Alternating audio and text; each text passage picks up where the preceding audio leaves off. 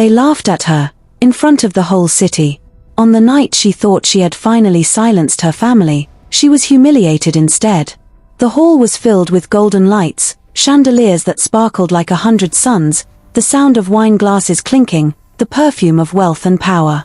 Yet above all the glitter, what rang loudest, was laughter. And all of it was directed at one woman.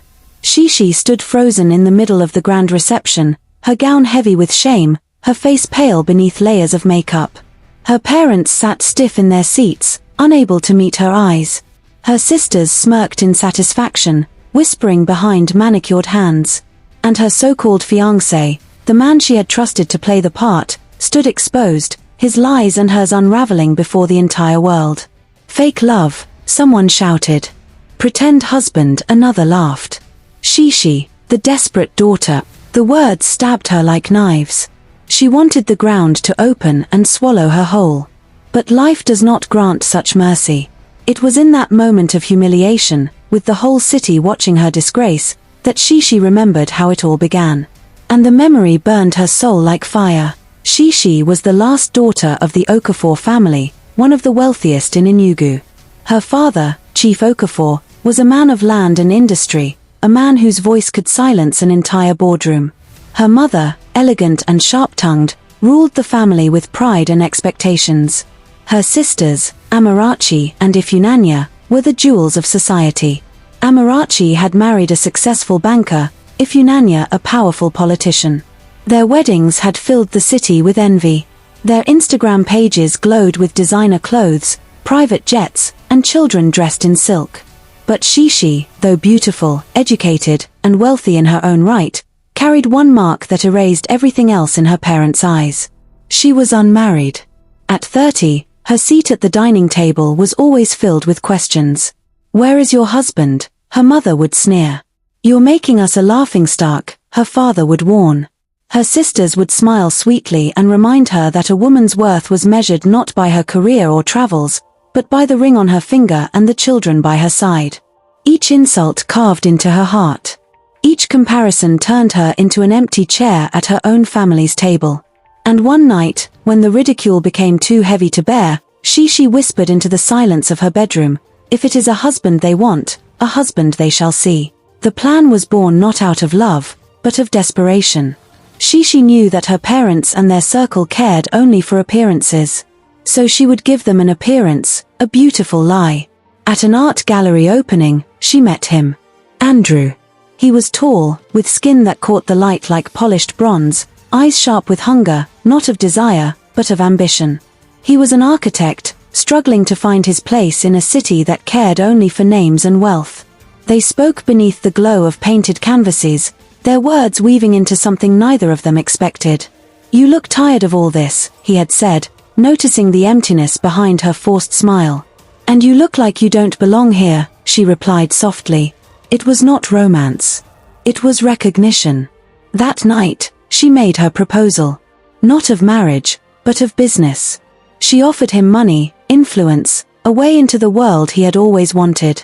In return, he would play the role of her fiancé. Just long enough to silence her family's tongues. Just long enough to restore her pride. He hesitated, but the gleam of her diamond earrings, the richness of her perfume, the promise of doors opening before him, pulled him in. And so, the deal was sealed. A contract hidden beneath the mask of love. The Okafor mansion buzzed with excitement when Chichi introduced Andrew. Her mother's eyes widened with approval. Finally, Chichi has sense. Her father clasped Andrew's hand firmly, testing his grip, testing his worth. Her sisters exchanged glances, their smiles sweet but their eyes bitter. The family paraded the engagement like a trophy. Invitations to dinners, introductions to business partners, photos splashed across social media. The same mouths that once mocked Chichi now praised her. The once empty chair at the table was finally filled. But beneath the applause, the truth remained, it was all a performance. And yet, as days turned to weeks, something unexpected grew. Chichi began to see Andrew not just as a hired role, but as a man. His laughter warmed her heart. His ambition stirred her respect. His small acts of care, pulling out a chair, shielding her from rain, Listening when her tears fell became threads of something real. Andrew too found himself drawn into her world, not by money, but by the woman behind the mask. The pretend marriage was no longer pretend in their hearts. But love built on lies is a fragile thing. And fragile things break the loudest. Secrets have a way of slipping through cracks. It began with whispers. A driver overheard a conversation. A maid found receipts that did not align. Amarachi, ever suspicious, paid someone to dig into Andrew's past. And the truth was uncovered. Andrew was not the wealthy heir Chichi had painted him to be. He was not a man of society, but of struggle. A hired groom. A purchased fiancé. The news spread like fire through the family, through their friends, through the very circles that had once praised Chichi. Her parents felt betrayed. Her sisters felt vindicated. And the city prepared itself for a scandal. The revelation came not in private, but in public. At a grand reception, with chandeliers blazing and cameras flashing, Amarachi struck.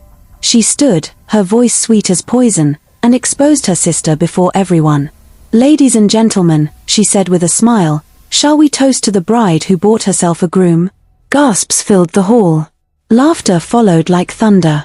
Chichi's parents could not lift their heads. Andrew stood frozen, guilt written across his face. Her sisters smirked. The crowd feasted on her shame. And Chichi stood alone. After the humiliation, the mansion turned cold. Her parents disowned her. Her sisters mocked her. The friends who once envied her now pitied her. Andrew tried to reach her, to explain, to remind her that what they had built was no longer pretend. But Chichi's broken and betrayed, could not bear to hear him. She disappeared. For months, she was gone. The city forgot her, moved on to new scandals, new gossip. But silence is not defeat. Silence is the soil where seeds of revenge take root. When Chichi returned, she was not the same woman. She came back stronger, sharper, wealthier than ever. While her family mocked, she had built an empire. She invested in businesses, bought properties, and rose as a power in her own right. Her sisters' marriages, once paraded as perfect, began to crumble. Amarachi's banker husband was exposed in fraud. Ifunanya's politician was caught in scandal. Their perfect lives fell apart, while Chichi's star only rose higher. The same mouths that had laughed now spoke her name with respect. And when Andrew returned, humbled, not as a hired groom but as a man who had built something of his own, Chichi faced the choice that would define her forever. Would she forgive the man who had shared in her lie, but also in her love? Or would she walk away, proving that she needed no man, no marriage, no family's approval to define her worth? The story of Chichi, the woman of the pretend marriage, spread across the city like legend. It was a tale of beauty and betrayal, of greed and regret, of justice, not given, but taken. And the lesson was carved deep. Marriage is not the crown of a woman's life. Love cannot be bought. And those who mock today may one day bow tomorrow. For Chichi's humiliation was the fire that forged her strength. And her strength was the revenge that silenced them all.